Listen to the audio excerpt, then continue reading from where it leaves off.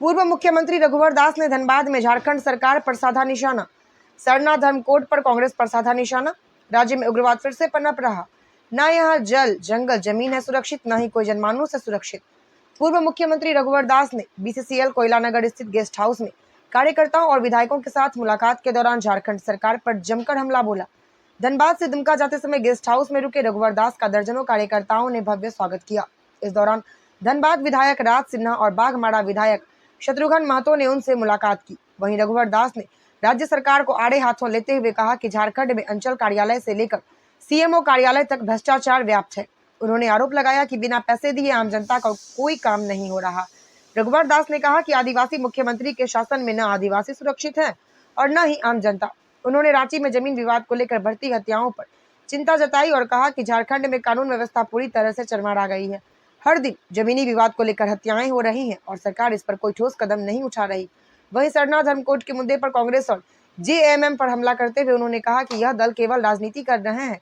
उन्होंने आरोप लगाया कि जब केंद्र और राज्य में उनकी सरकार थी तब उन्होंने इसे लागू नहीं किया और अब इस पर राजनीति कर रहे हैं। वहीं पूर्व मुख्यमंत्री ने कहा झारखंड में उद्योग नहीं आने का मुख्य कारण यहाँ पर बढ़ते अपराधी घटना, व्यापार के अनुकूल व्यवस्था नहीं होना, सिंगल विंडो सिस्टम। हमारे समय में ई डूइंग सिस्टम में पूरे देश में चौथे स्थान पर झारखंड था, अब 27वां स्थान पर है। वहीं उग्रवाद फिर से झारखंड में पनप रहा है। ऐसी स्थिति में कोई भी निवेशक कभी भी निवेश करना नहीं चाहेगा। वहीं अबुआ राज में महिलाएं सुरक्षित महसूस नहीं कर रही हैं। रीटेक वहीं अबुआ राज में महिलाएं बिल्कुल भी सुरक्षित महसूस नहीं कर रही हैं, खासकर आदिवासी महिलाएं। न ही जल जंगल जमीन और न ही कोई जनमानस। डॉक्टर की बहाली पैरेलल शुरू करनी चाहिए, नर्स की बहाली पैरेलल शुरू करनी चाहिए। अभी जो मैंने मेडिकल कॉलेज खोला था 5 साल, देखिए तुलना की बात करें ना, 5 साल में हमने 5 मेडिकल खोला था कॉलेज। एक रिम्स बनाया था देवघर।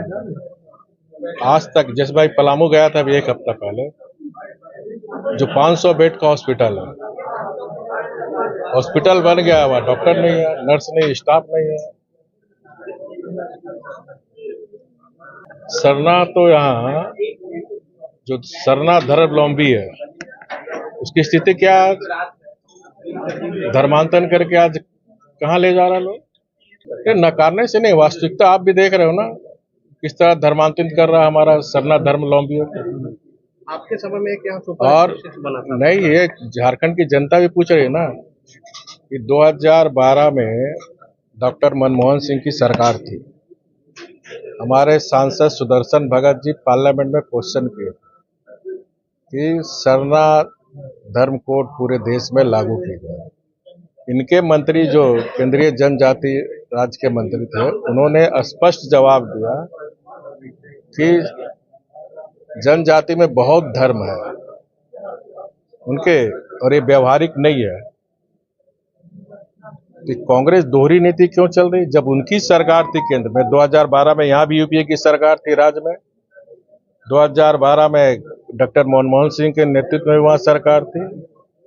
तो जब आपके समय था आपने सरना कोड क्यों नहीं दिया? क्योंकि आप तकनीकी बात को समझ रहे थे कि मध्य प्रदेश का जो आदिवासी उनका अलग धर्म है, मणिपुर का अलग धर्म है, झारखंड का अलग है।